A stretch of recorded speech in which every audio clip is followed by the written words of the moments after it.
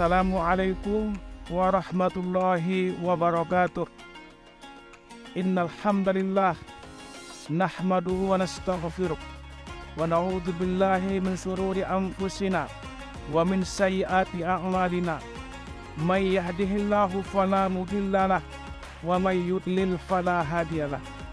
Asyhadu an la ilaha illallah wahdahu la syarikalah wa asyhadu anna Muhammadan abduhu wa rasuluh la nabiyya ba'dah.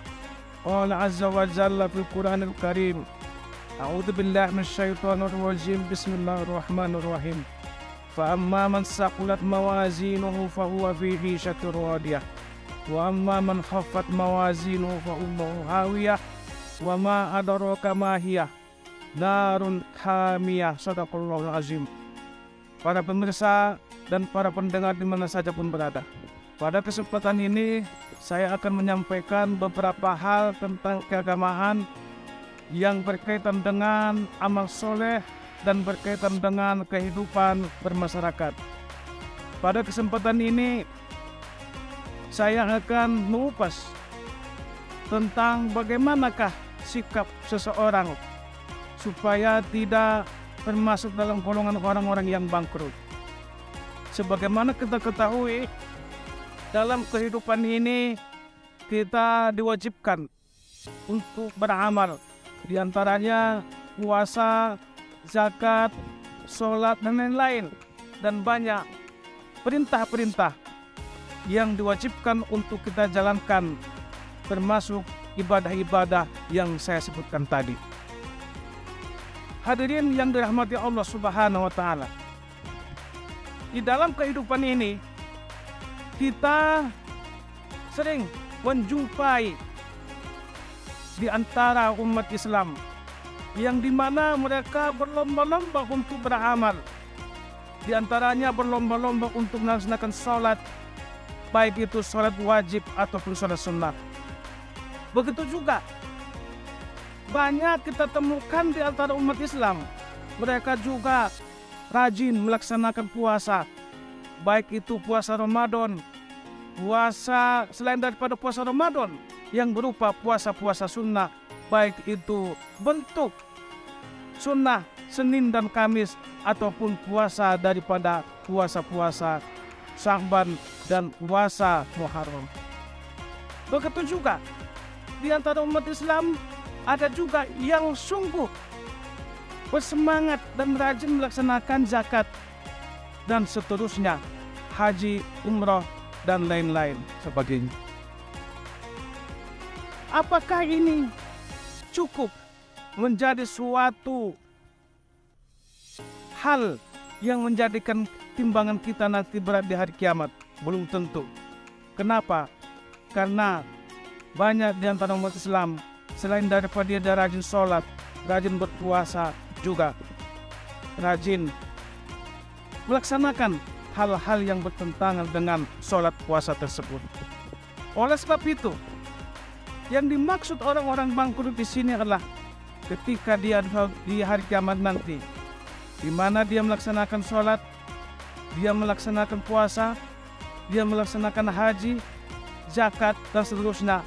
Tapi selain daripada itu, dia juga melakukan suatu perbuatan yang bertentangan dengan perkara-perkara ibadah tersebut. Contoh kecil, ketika seseorang itu melaksanakan puasa Ramadan, di dalam melaksanakan puasa Ramadan itu, dia juga melakukan suatu perbuatan yang bisa menghapus, membatalkan puasanya itu.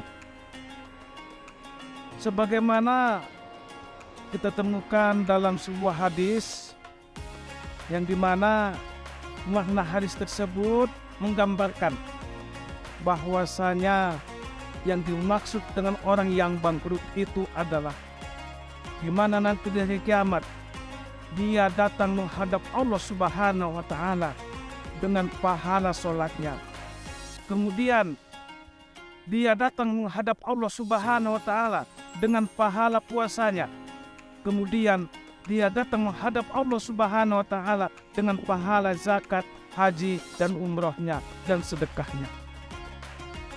Akan tetapi di balik kedatangannya menghadap Allah Subhanahu wa Ta'ala dengan penuh pahala, tapi ia juga harus berhadapan dengan tuntutan orang-orang yang pernah ia sakiti hatinya. Dia harus menyahuti tuntutan orang-orang yang ia pernah tumpahkan darahnya. Dia juga harus memenuhi tuntutan orang-orang yang pernah ia ambil hartanya. Sehingga dengan tuntutan-tuntutan ini, maka akan dipindahkanlah, ditransferlah pahala-pahalanya itu kepada orang-orang yang menuntut tadi. Sehingga kebaikan-kebaikan daripada pekerjaan yang dilakukan selama ini, mau tidak mau, rela tidak rela, dia harus mentransfer pahalanya itu kepada orang-orang yang pernah ia sakiti, yang pernah ia tumpahkan darahnya, dan pernah ia ambil hartanya. Begitu kebaikannya habis disebabkan oleh perbuatan yang tidak senonoh tadi kepada orang lain, maka apabila tuntutan itu belum selesai, maka keburukan orang itulah yang akan dipindahkan kepada dirinya sendiri. Sehingga di hari kiamat nanti, dialah yang termasuk dikategorikan dalam kelompok orang-orang yang ada pada ayat yang berbunyi, wa amma man sakulat mawazinuhu fahuwa fihi syatur wadiyah, wa amma man sakulat mawazinuhu fahuwa fihi syatur wadiyah, wa amma man khaffat mawazinuhu fa ummuhu hawiyah. Apabila timbangan keburukan yang ia bawa nanti di hari kiamat itu ringan, ataupun timbangan kebaikannya itu ringan sementara timbangan keburukannya berat, maka ia termasuk orang-orang yang akan termasuk kategori orang-orang yang dimana kehidupannya itu sengsara di dunia dan akhirat.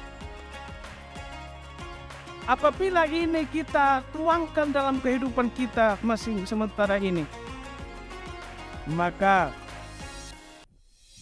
kita akan tetap berhati-hati dalam melakukan sesuatu hal yang bertentangan dengan amal ibadah yang kita kerjakan.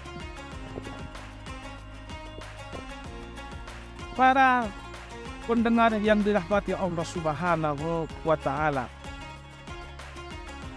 inilah wejangan ataupun tausiah diniyah yang bisa saya sampaikan pada kesempatan ini. Apabila ada kekurangan dalam penyampaian, saya mohon maaf kepada para pemirsa dan pendengar di mana saja pun berada. Dan saya cukupkan sampai sini. Wabillahi taufiq wa hidayah. Assalamualaikum warahmatullahi wabarakatuh.